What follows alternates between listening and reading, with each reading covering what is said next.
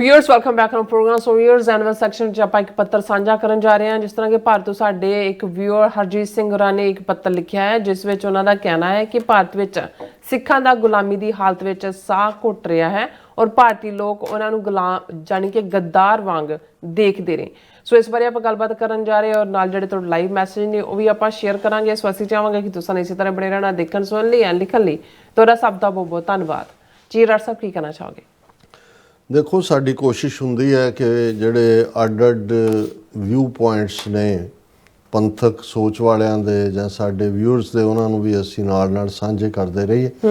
ਔਰ ਸਾਡੇ ਵੀਰ ਹਰਜੀਤ ਸਿੰਘ ਜਿਹੜੇ ਪਹਿਲਾਂ ਵੀ ਸਾਨੂੰ ਲਿਖਦੇ ਨੇ, ਉਹਨਾਂ ਦੀ ਬਰੀਫ ਲਿਖਤ ਹੈ। ਉਹਨਾਂ ਨੇ ਕਿਹਾ ਕਿ ਵੀ ਸਾਡੇ ਲਈ ਇਸ ਵੇਲੇ ਇੱਕ ਵੱਡਾ ਚੈਲੰਜ ਹੈ ਵੀ ਜਿਹੜੇ ਸਿੱਖ ਭਾਰਤ ਦੇ ਵਿੱਚ ਇਸ ਵੇਲੇ ਰਹਿ ਰਹੇ ਨੇ, ਉਹ ਉਹਨਾਂ ਦਾ ਚੋਕ ਲਫ਼ਜ਼ ਉਹਨਾਂ ਨੇ ਇਸਤੇਮਾਲ ਕੀਤਾ ਕਿ ਵੀ ਉਹਨਾਂ ਦਾ ਸਾਹ ਘੁੱਟਿਆ ਹੋਇਆ ਹੈ।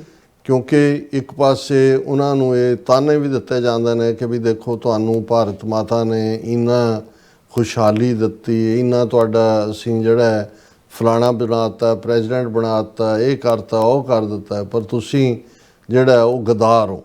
ਔਰ ਉਸ ਮਾਹੌਲ ਦੇ ਵਿੱਚ ਉਹ ਜੀ ਰਹੇ ਨੇ, ਸਰਵਾਈਵ ਵੀ ਕਰਨਾ ਡੇ ਟੂ ਡੇ ਲਾਈਫ 'ਚ।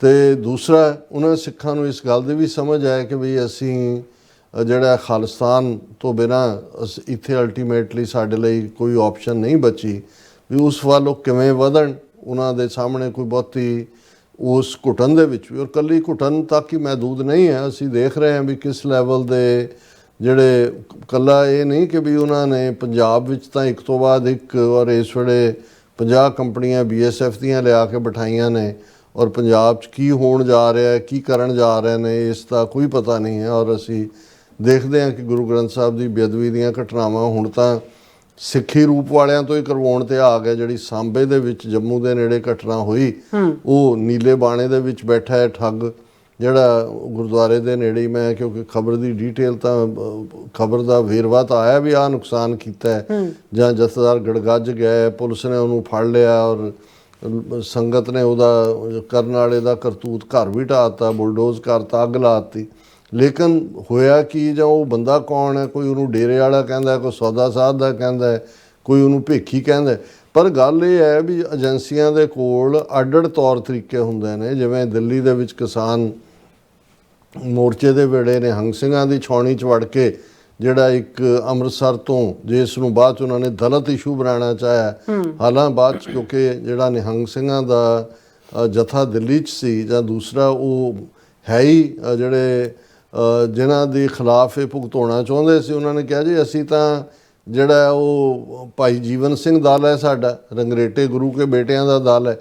ਸੋ ਇਸ ਲਈ ਉਹ ਉਹਨਾਂ ਦਾ ਸੌਦਾ ਚੱਲਿਆ ਨਹੀਂ ਹੈ। ਲੇਕਿਨ ਇਹਦੇ 'ਚ ਕੋਈ ਸ਼ੱਕ ਨਹੀਂ ਹੈ ਕਿ ਜਿਹੜੇ, ਔਰ ਇਹ ਮੈਨੂੰ ਦਿੱਲੀ ਤੋਂ ਇੱਕ ਹੋਰ ਪ੍ਰੋਮੀਨੈਂਟ ਸਿੱਖ ਇੱਕ ਵਾਰ ਇੱਥੇ ਮਿਲੇ ਪਿੱਛੇ ਜਿਹੇ, ਅਤੇ ਉਹ ਮੈਨੂੰ ਕਹਿਣ ਲੱਗੇ ਜੀ ਤੁਹਾਨੂੰ ਇੱਕ ਪੋਜ਼ੀਟਿਵ ਗੱਲ ਇਹ ਦੱਸੀਏ ਕਿ ਵੀ ਜਿਹੜੇ ਦਿੱਲੀ ਵਾਲਿਆਂ ਤੋਂ ਤੁਹਾਨੂੰ ਹਮੇਸ਼ਾ ਸ਼ਿਕਾਇਤ ਰਹਿੰਦੀ ਸੀ ਕਿ ਜੀ ਉਹ ਇਸ ਪਾਸੇ ਨਹੀਂ, ਕਹਿੰਦੇ ਹੁਣ ਉਹ ਵੀ ਜਦੋਂ ਆਪਸ 'ਚ ਬੈਠਦੇ ਨੇ ਤਾਂ ਕਹਿੰਦੇ ਨੇ ਕਿ ਭਈ ਇਹ ਗੱਲ ਖਾਲਿਸਤਾਨ ਤੋਂ ਬਿਨਾਂ ਕੋਈ ਹੈ ਨਹੀਂ, ਵੀ ਭਾਵੇਂ ਸਾਡਾ ਨੁਕਸਾਨ ਹੀ ਹੋਏ ਜਾਂ ਹੋਣਾ, ਲੇਕਿਨ ਸਾਡੇ ਕੋਲ ਕੋਈ ਚੋਇਸ ਨਹੀਂ ਹੈ, ਇਹਨਾਂ ਨੇ ਸਾਨੂੰ ਜੀਣ ਨਹੀਂ ਦੇਣਾ। ਔਰ ਹਰ ਲੈਵਲ ਦੇ ਉੱਤੇ ਜਿਹੜੀ ਹੈ ਉਹ ਇਕੱਲੀ ਟੌਂਟਿੰਗ ਤੱਕ ਨਹੀਂ ਹੈ ਜਿਵੇਂ ਉਹਨਾਂ ਨੇ ਕਿਹਾ ਹੈ, ਜਾਂ ਚੋਕਿੰਗ ਤੱਕ ਨਹੀਂ ਹੈ, ਇਸ ਤੋਂ ਵੀ ਬਿਯੋਂਡ ਹੈ। ਔਰ ਜਿਸ ਲੈਵਲ ਦੇ ਉੱਤੇ ਨਫ਼ਰਤ ਦਾ ਪ੍ਰਚਾਰ ਹੈ, ਜਿਵੇਂ ਈਵਨ ਸਾਡੇ ਇੱਕ ਵਿਊਅਰ ਨੇ ਲਿਖਿਆ ਵੀ ਹੈ, ਮੈਨੂੰ ਵੀ ਨਹੀਂ ਸੀ ਅਹਿਸਾਸ ਕਿ ਜਿਹੜਾ ਚੀਫ ਜਸਟਿਸ ਸੁਪਰੀਮ ਕੋਰਟ ਹੈ ਉਹ ਦਲਿਤ ਹੈ, ਗਵਾਈ, ਔਰ ਉਹਨੇ ਸਹੁੰ ਚੁੱਕਣ ਤੋਂ ਬਾਅਦ, ਜਿਵੇਂ ਸਾਡੇ ਵਿਊਅਰ ਨੇ ਲਿਖਿਆ, ਜੈ ਭੀਮ ਕਿਹਾ, ਹੁਣ ਉਹਦੇ ਵੱਲ ਜੁੱਤੀ ਸੁੱਟੀ ਜਾਂਦੀ ਹੈ। ਹੁਣ ਹਰਿਆਣੇ ਦੇ ਕਾਡਰ ਦਾ ਇੱਕ IPS ਅਫਸਰ ਜਿਹੜਾ IG ਲੈਵਲ 'ਤੇ, ਉਹ ਸੁਸਾਈਡ ਕਰਦਾ, ਉਹਨੇ ਪੂਰਾ ਸੁਸਾਈਡ ਨੋਟ, ਉਹਦੀ ਵਾਈਫ ਵੀ ਆਏ ਜਿਹੜੀ IAS ਹੈ, ਉਹ ਲਿਖ ਕੇ ਗਿਆ ਕਿ ਵੀ ਮੈਨੂੰ ਕਿਨੇ ਕਿਸ ਲੈਵਲ 'ਤੇ ਜਾਤੀ ਸੂਚਕ ਮੇਰਾ ਅਪਮਾਨ ਹੁੰਦਾ ਰਿਹਾ, ਮੈਂ ਇੰਨੀਆਂ ਸ਼ਿਕਾਇਤਾਂ ਕੀਤੀਆਂ, ਕਿਸੇ ਨੇ ਕੋਈ ਬਾਤ ਨਹੀਂ ਪੁੱਛੀ। ਹੁਣ ਇਹ ਸਾਰਾ ਪਾਰਟ ਅੱਜ ਹੀ ਆਜ਼ਮ ਖਾਨ, ਬਹੁਤ ਵੱਡਾ ਲੀਡਰ, ਜਿਹਨੇ ਕਿਸੇ ਜ਼ਮਾਨੇ 'ਚ ਮੁਲਾਇਮ ਸਿੰਘ ਯਾਦਵ ਦੇ ਨਾਲ ਮਿਲ ਕੇ ਸੋਸ਼ਲਿਸਟ ਪਾਰਟੀ ਬਣਾਈ ਸੀ, 6-7 ਸਾਲ ਜੇਲ੍ਹ 'ਚ ਉਹਨੂੰ ਰੱਖ ਕੇ ਉਹਦੇ ਉੱਤੇ ਕੋਈ ਕੁਕੜੀ ਚੋਰ ਦਾ ਕੇਸ, ਕੋਈ ਬੱਕਰੀ ਚੋਰ ਦਾ ਕੋਈ ਕਨਵਿਕਸ਼ਨ, ਉਹਦੀ ਵਾਈਫ, ਉਹਦੇ ਬੱਚੇ 'ਤੇ ਵੀ। ਔਰ ਅੱਜ ਉਹਦਾ ਪਹਿਲਾ ਇੰਟਰਵਿਊ ਮੈਂ ਦੇਖ ਰਿਹਾ ਸੀ ਕਿਤੇ ਆਇਆ, ਅਤੇ ਉਹਨੂੰ ਉਹਨਾਂ ਨੇ ਪੁੱਛਿਆ ਕਿ ਬਈ ਕੀ ਤੁਹਾਨੂੰ ਲੱਗਦਾ ਵੀ ਤੁਹਾਡੇ ਨਾਲ ਇਹ ਸਾਰਾ ਇਸ ਲਈ ਹੋਇਆ ਕਿ ਤੁਸੀਂ ਮੁਸਲਮਾਨ ਹੋ? ਉਹ ਬੜਾ ਸ਼ਾਇਰੀ ਅੰਦਾਜ਼ 'ਚ ਐਮਪੀ ਵੀ ਰਿਹਾ। ਇੱਕ ਜ਼ਮਾਨੇ ਦੇ ਵਿੱਚ ਕਿੰਗ ਮੇਕਰ ਸੀ, ਭਾਵੇਂ ਮੁਲਾਇਮ ਸਿੰਘ ਯਾਦਵ ਜਾਂ ਦੂਜਾ ਚੀਫ ਮਿਨਿਸਟਰ ਸੀ, ਪਰ ਆਜ਼ਮ ਖਾਨ ਬਹੁਤ ਵੱਡਾ, ਉਹਨੇ ਆਪਣੇ ਉਸ ਰਾਮਗੜ੍ਹ ਇਲਾਕੇ ਦੇ ਵਿੱਚ ਰਾਮਨਗਰ ਦੇ ਐਜੂਕੇਸ਼ਨ, ਯੂਨੀਵਰਸਿਟੀ, ਸਕੂਲ ਗਰੀਬਾਂ ਦੇ, ਉਹਨੇ ਕਿਹਾ ਮੇਰਾ ਕਸੂਰ ਇਹ ਹੈ ਕਿ ਇਹ ਜਿਨ੍ਹਾਂ ਦੇ ਹੱਥਾਂ 'ਚ ਪੰਚਰ ਲਾਉਣ ਵਾਲਾ ਜਾਂ ਥੋੜੀ ਦੇਖਣਾ ਚਾਹੁੰਦੇ ਸੀ, ਮੈਂ ਉਹਨਾਂ ਦੇ ਹੱਥ ਕਲਮ ਫੜਾਤੀ ਐਜੂਕੇਸ਼ਨ। ਔਰ ਉਹਨਾਂ ਨੇ ਕਿਹਾ ਕਿ ਵੀ ਤੁਹਾਨੂੰ ਲੱਗਦਾ ਵੀ ਮੁਸਲਮਾਨ ਹੋਣ ਕਰਕੇ ਹੈ? ਉਹ ਕਹਿੰਦੇ ਦੇਖੋ 47 ਦੇ ਵਿੱਚ ਤੁਹਾਡੇ ਕੋਲ ਤਾਂ ਕੋਈ ਚੋਇਸ ਨਹੀਂ ਸੀ, ਮੈਜੋਰਟੀ ਦਾ ਤੁਹਾਡਾ ਤਾਂ ਮੁਲਕ ਇਹ ਸੀ, ਸਾਡੇ ਕੋਲ ਸੀ, ਅਸੀਂ ਜਾ ਸਕਦੇ ਸੀ, ਪਰ ਵੀ ਬਰਨਡ ਅਵਰ ਬੋਟਸ, ਅਸੀਂ ਆਪਣੀਆਂ ਬੇੜੀਆਂ ਸਾਰੀਆਂ ਸਾੜਤੀਆਂ ਕਿ ਸਾਡਾ ਮੁਲਕ ਹੈ, ਅਸੀਂ ਰਹਿਣਾ। ਹੁਣ ਸਾਡੇ ਕੋਲ ਤਾਂ ਕੋਈ ਚੋਇਸ ਨਹੀਂ ਹੈ। ਕਹਿਣਾ ਉਹਨਾਂ ਨੇ ਇਹ ਚਾਹਿਆ ਕਿ ਭਾਈ ਇਹਦੇ ਬਾਵਜੂਦ ਅਸੀਂ ਮੁਹੱਬਤ ਦਿਖਾਈ, ਤੁਹਾਡਾ ਤਾਂ ਮੁਲਕ ਸੀ, ਅਸੀਂ ਪਾਕਿਸਤਾਨ ਜਾਣ ਦੀ ਥਾਂ ਇੱਥੇ ਰਹੇ, ਤੇ ਜੋ ਹੋ ਰਿਹਾ ਜੇ ਆਜ਼ਮ ਖਾਨ ਦੇ ਨਾਲ ਹੁੰਦਾ ਇਹ ਹੈ ਵੀ ਤੁਸੀਂ ਇਸ ਲੈਵਲ ਦਾ ਬੰਦਾ ਜਿਸ ਦੀ ਆਵਾਜ਼ ਦੇ ਨਾਲ ਪਾਰਲੀਮੈਂਟ ਗੂੰਜਦੀ ਸੀ ਔਰ ਯੂਪੀ ਦੇ ਵਿੱਚ ਉਹ ਕਿੰਗ ਮੇਕਰ ਹੈ ਕਿੰਨੀ ਦੇਰ, ਜੇ ਉਹਨੂੰ ਉਹ ਕਹਿੰਦਾ ਵੀ 170 ਕੇ ਕਿੰਨੇ ਮੁਕੱਦਮੇ ਮੇਰੇ ਤੇ ਨੇ, 70 ਮੇਰੀ ਘਰ ਵਾਲੀ ਤੇ ਨੇ, ਕਿੰਨੇ ਮੇਰੇ ਬੱਚੇ ਦੇ ਨੇ, 7 ਸਾਲ ਜੇਲ੍ਹ 'ਚ ਰੱਖ ਕੇ ਉਹਨੂੰ ਜ਼ਲੀਲ ਕੀਤਾ। ਉਹਨੂੰ ਕਿਹਾ ਵੀ ਤੁਸੀਂ ਕੀ ਕਰ ਸਕਦੇ ਹੋ। ਹੁਣ ਇਹ ਹੈ ਹਾਲਾਤ ਸਾਰੇ ਪਾਸੇ ਦੇ। ਔਰ ਜਿਵੇਂ ਇਹਨਾਂ ਨੇ ਵੀਰ ਹਰਜੀਤ ਸਿੰਘ ਨੇ ਕਿਹਾ ਕਿ 2 ਗੱਲਾਂ ਦੇ ਉੱਤੇ ਸਾਡਾ ਫੋਕਸ ਰਹਿਣਾ ਚਾਹੀਦਾ। ਪਹਿਲੀ ਗੱਲ ਤਾਂ ਇਹ ਫੋਕਸ ਲੂਜ਼ ਨਹੀਂ ਹੋਣਾ ਚਾਹੀਦਾ, no matter day to day life ਨਾਲ ਵੀ ਤੁਸੀਂ ਡੀਲ ਕਰਨਾ ਹੈ, ਬੱਚਿਆਂ ਨੇ ਨੌਕਰੀਆਂ ਵੀ ਕਰਨੀਆਂ, ਕਾਰੋਬਾਰ ਵੀ ਕਰਨੇ ਨੇ, ਪਰ ਇੱਕ ਗੱਲ ਦੇ ਉੱਤੇ ਜਦੋਂ ਦੋਵੇਂ ਵੇਲੇ ਅਸੀਂ ਅਕਾਲ ਪੁਰਖ ਤੋਂ ਮੰਗਦੇ ਤੇ ਕੌਮ ਨੂੰ ਦਰ ਕਰ ਖਾਲਿਸਤਾਨ, ਹੀ ਸਾਡਾ ਫੋਕਸ ਲੂਜ਼ ਨਹੀਂ ਹੋਣਾ ਚਾਹੀਦਾ। ਔਰ ਜਿਹੜਾ ਤੁਹਾਨੂੰ ਸਟਰੈਂਥ ਦਿੰਦੀ ਹੈ ਚੀਜ਼, ਉਹ ਗੁਰਬਾਣੀ ਹੈ, ਜਿਹਦੇ ਆਧਾਰ ਦੇ ਉੱਤੇ ਤੁਸੀਂ ਡੇ ਟੂ ਡੇ ਲਾਈਫ ਦੇ ਵਿੱਚ ਜਿਹੜਾ ਹੈ ਉਹ ਸਿਦਕ, ਸਬਰ, ਸ਼ੁਕਰ ਦੇ ਵਿੱਚ ਜਿਉਂਦੇ ਹੋ। ਔਰ ਜ਼ਾਹਰਾ ਤੌਰ ਦੇ ਉੱਤੇ ਕੋਈ ਪ੍ਰਗਟਾਵਾ ਕਰਨ ਦੀ ਲੋੜ ਨਹੀਂ ਹੈ, ਬਹਿਸ ਮੁਬਾਸੇ 'ਚ ਪੈਣਾ ਜਾਂ ਦੂਸਰਾ। ਹੁਣ ਆ ਬਰੇਲੀ ਦੇ ਵਿੱਚ ਮੁਸਲਮਾਨਾਂ ਨੇ ਆਈ ਲਵ ਮੁਹੰਮਦ ਦੇ ਥੱਲੇ ਉਹਨਾਂ ਨੇ ਇੱਕ, ਹੁਣ ਕੋਈ ਵੀ ਕਿਸੇ ਨੂੰ ਪਿਆਰ ਕਰ ਸਕਦਾ, ਉਹ ਕਿਹੜਾ ਗੁਨਾਹ ਹੈ, ਲੇਕਿਨ ਉਹਨਾਂ ਦੇ ਉੱਤੇ ਐਸੇ ਜ਼ੁਲਮ ਕੀਤੇ, ਕਿੰਨੇ ਚੁੱਕ ਕੇ 150 ਅੰਦਰ ਦਿੱਤੇ ਨੇ, ਗੋਲੀ ਚਲਾ ਕੇ ਕਿੰਨੇ ਮਾਰਤੇ, ਘਰ ਉਹਨਾਂ ਦੇ ਢਾਹ ਢੇਰੀ ਕਰ ਦਿੱਤੇ। ਵੀ ਜੇ ਤੁਸੀਂ ਉਸ ਧਰਤੀ 'ਤੇ ਜਿੱਥੇ ਜੈ ਸ਼੍ਰੀ ਰਾਮ ਕਹਿ ਕੇ ਤੁਸੀਂ ਕਿਸੇ ਨੂੰ ਕੁੱਟ ਸਕਦੇ ਹੋ, ਬਾਕੀ ਸਭ ਕਰ ਸਕਦੇ ਹੋ, ਉੱਥੇ ਕੋਈ ਆਈ ਲਵ ਮੁਹੰਮਦ ਨਹੀਂ ਕਹਿ ਸਕਦਾ। ਸੋ ਇਹ ਹਾਲਾਤ ਸਿੱਖਾਂ ਦਾ ਵੀ ਕਾਫੀ ਆ ਉਸ ਅੰਦਾਜ਼ ਦੇ ਵਿੱਚ ਹੀ ਕੱਸਿਆ ਜਾ ਰਿਹਾ। ਸੋ ਅਸੀਂ ਸ਼ੁਕਰੀਆ ਅਦਾ ਕਰਦੇ ਹਾਂ ਹਰਜੀਤ ਸਿੰਘ ਜੀ ਦਾ, ਔਰ ਅਸੀਂ ਸਮਝਦੇ ਹਾਂ ਕਿ ਭਾਈ ਤੁਸੀਂ ਹੋਰ ਵੀ ਜਿਹੜੀ ਤੁਹਾਡੀ, ਕਿਉਂਕਿ ਔਨ ਦਾ ਗਰਾਊਂਡ ਜਿਹਨੂੰ ਕਹਿੰਦੇ ਨੇ ਜਿਹੜੀਆਂ ਐਕਟੀਵਿਟੀਜ਼ ਨੇ, ਅਸੀਂ ਉਹਦੇ 'ਤੇ ਆਧਾਰਿਤ ਹੀ ਗੱਲ ਕਰਨ ਦੀ ਕੋਸ਼ਿਸ਼ ਕਰਦੇ। ਪਰ ਮੈਂ ਦਾਦ ਵੀ ਦਿੰਦਾ ਕਿ ਜਿਹੜੇ ਉਸ ਧਰਤੀ 'ਤੇ ਰਹਿੰਦੇ ਆ ਵੀ, ਜਿਨ੍ਹਾਂ ਨੇ ਪੰਜਾਬ ਦੇ ਵਿੱਚ ਵੀ ਖਾਲਿਸਤਾਨ ਦਾ ਝੰਡਾ ਬੁਲੰਦ ਕੀਤਾ ਹੋਇਆ, ਔਰ ਬਾਹਰ ਬੈਠੇ ਵੀ ਜਿਹੜੇ ਸਿੱਖੀ ਵੈਲਿਊਜ਼ ਨੂੰ ਪਰਨਾਏ ਹੋਏ ਨੇ, ਉਹਨਾਂ ਨੂੰ ਸਾਡਾ ਸੈਲਿਊਟ ਹੈ। ਜੀ ਰਾਜ ਸਾਹਿਬ, ਤੁਹਾਡਾ ਬਹੁਤ ਬਹੁਤ ਸ਼ੁਕਰੀਆ। ਹੁਣ ਆਪਾਂ ਪਰ ਜਿਹੜੇ ਵਿਊਅਰਸ ਮੈਸੇਜ ਨੇ ਉਹ ਲੈਣ ਜਾ ਰਹੇ ਹਾਂ। ਸਭ ਦਾ ਬਹੁਤ ਬਹੁਤ ਸ਼ੁਕਰੀਆ ਅਦਾ ਕਰਦੇ ਹਾਂ। ਸੋਨਮਾਲ ਜੀ ਸਾਡੇ ਪਹਿਲੇ ਵਿਊਅਰ ਨੇ, ਫਤਿਹ ਬੁਲਾਉਂਦੇ ਨੇ। ਵਾਹਿਗੁਰੂ ਜੀ ਕਾ ਖਾਲਸਾ, ਵਾਹਿਗੁਰੂ ਜੀ ਕੀ ਫਤਿਹ। ਧਰਮ ਸਿੰਘ ਜੀ, ਸੋਨਮਾਲ ਜੀ, ਬਲਵਿੰਦਰ ਸਿੰਘ ਜੀ, ਮੁਹੰਮਦ ਯਾਕੂਬ ਜੀ, ਤੁਸੀਂ ਕੱਲ ਗੈਰ ਹਾਜ਼ਰ ਸੀ ਔਰ ਅੱਜ ਤੁਸੀਂ ਜਿਹੜੀ ਹੈ ਝੜੀ ਲਗਾਈ ਹੋਈ ਹੈ ਕਮੈਂਟਸ ਦੀ, ਸੋ ਨਾਈਸ, ਸ਼ੁਕਰੀਆ ਜੀ। ਕਹਿੰਦੇ ਨੇ ਕਿ ਬੋਲੇ ਸੋ ਨਿਹਾਲ, ਸਤਿ ਸ਼੍ਰੀ ਅਕਾਲ, ਰਾਜ ਕਰੇਗਾ ਖਾਲਸਾ, ਦੇਖ ਦੇਖ ਫਤਿਹ, ਪੰਥ ਕੀ ਜੀਤ, ਅਕਾਲ ਤਖਤ ਤੂੰ ਆਈ ਆਵਾਜ਼, ਖਾਲਿਸਤਾਨ ਖਾਲਿਸਤਾन। और चरणजीत सिंह जी भी और मोहम्मद याकूब जी कहते हैं कि डॉक्टर साहब क्या जंग शुरू हो चुकी है, क्या ये फाइनल जंग होगी, क्या एटम चल सकता है? कुछ भी, एवरीथिंग इज पॉसिबल, कुछ भी हो सकता है।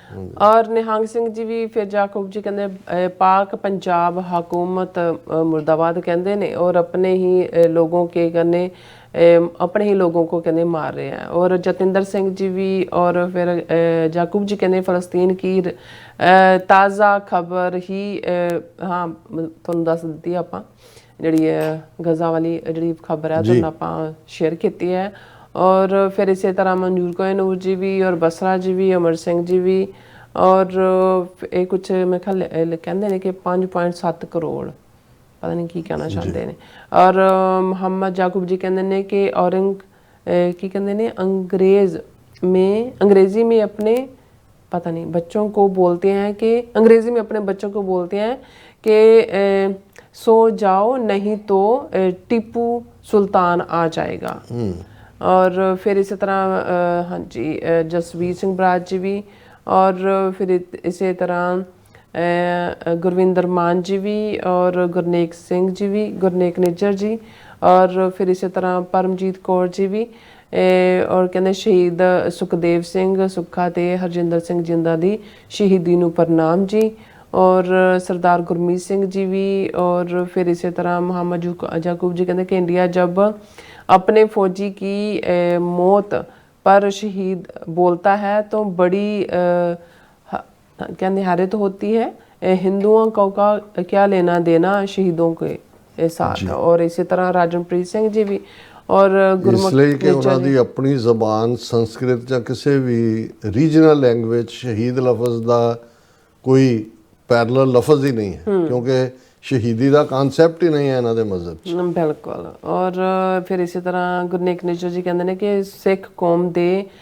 ਜੰਗੀ ਜੁਝਾਰੂਆਂ ਯੋਧੇ ਸ਼ਹੀਦ ਭਾਈ ਹਰਜਿੰਦਰ ਸਿੰਘ ਜਿੰਦਾ ਅਤੇ ਭਾਈ ਸੁਖਦੇਵ ਸਿੰਘ ਸੁੱਖਾ ਜੀ ਦੀ ਸ਼ਹੀਦੀ ਨੂੰ ਕੁਟਾਣ ਜਿਹੜੇ ਪ੍ਰਣਾਮ ਹੈ। ਖਾਲਸਾ ਜ਼ਿੰਦਾਬਾਦ ਜ਼ਿੰਦਾਬਾਦ ਜ਼ਿੰਦਾਬਾਦ। ਗੁਰਮੀਤ ਸਿੰਘ ਬਾਜਵਾ ਜੀ ਵੀ, ਔਰ ਫਿਰ ਇਸੇ ਤਰ੍ਹਾਂ ਸਰਪੰਚ ਜਸ ਗਿੱਲ ਜੀ ਵੀ, सुखजीवन बच्चू जी भी, और इसी तरह मोहम्मद याकूब जी कहते हैं कि इंडिया जहाँ हिंदू का क्या लेना देना लफ्ज़ शहीद जहाँ शहादत के साथ। और इंडिया एक भी कहते इंडिया एक बेगैरत मुल्क है।